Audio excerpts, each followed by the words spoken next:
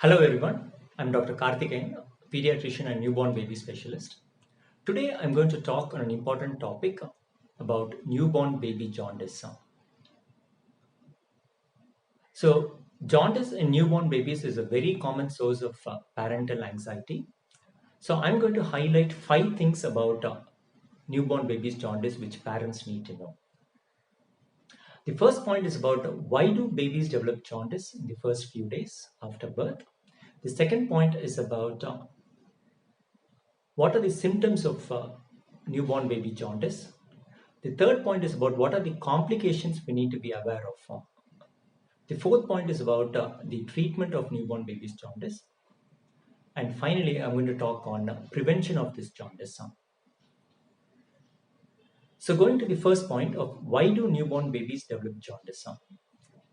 So jaundice is due to the accumulation of a chemical in the baby's blood called bilirubin. So it's spelled as bilirubin. So this chemical is normally produced by everybody, but more so in newborn babies.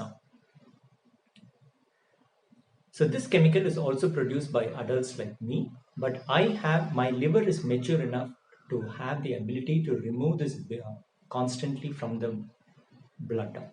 So hence I do not develop jaundice. But however, babies develop jaundice because the liver in babies is immature in the first few days of life. So that is, the liver doesn't perform optimally in the first few days of life. Hence, this chemical called bilirubin starts accumulating in the baby's blood, and this develops jaundice in babies. So, what are the symptoms of jaundice in babies? The symptoms are very trivial. For example, the most common symptom is just a bit of yellowish discoloration of the baby's skin. So many newborn babies' parents have difficulty in identifying this and will need the help of a health professional to identify this jaundice. Some babies tend to sleep excessively and they may not feed very well. They may pass less amounts of dark yellow urine. So as the jaundice level increases, parents will notice that some of the babies start exhibiting crying episodes, so constant crying episodes. And some babies will exhibit abnormal movements of their hands or legs, sometimes abnormal movements of their eyes. And when left untreated, it can lead on to severe brain problems. So, why do we worry about jaundice in babies? So, if left untreated, very high levels of jaundice can lead to permanent brain damage in babies. For example, some babies may develop reduced mental abilities later in life. Some babies may develop severe hearing loss, requiring hearing aid for the rest of their life. So, for these reasons, it's very important to identify jaundice at a early stage and provide the right treatment. So, this leads on to point number 4. So, what is the treatment for this newborn baby's jaundice? So, parents can be reassured that the majority of the times the jaundice do not develop to increase to very high levels. So, most jaundice can be treated at home with adequate feeding of the baby. For example, the majority of the jaundice in babies will start to develop around the second or third day after baby's birth, and they usually gradually increase in the first few days as the bilirubin increases and reaches a maximum value of around the fifth day of birth, and gradually the jaundice subsides and disappears by around the 10th day after birth. So this is what happens in most babies.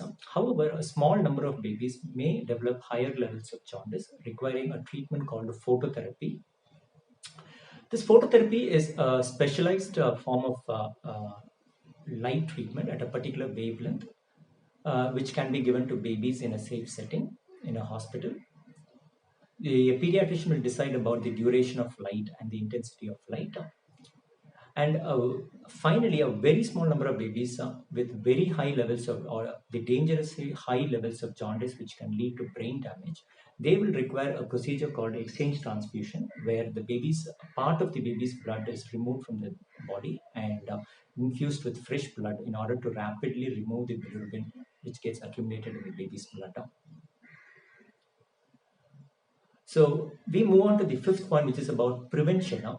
So how do we prevent this from happening? So prevention is very important. Parents need to realize that there are certain high risk groups of babies who are more prone for developing severe jaundice. For example, babies who have a certain mismatch with their mother's blood group. For example, the mother could have a O positive blood group and babies could have a A or B positive blood group. Or sometimes mothers with a negative type of blood group and babies with a positive type of blood group can also develop severe jaundice.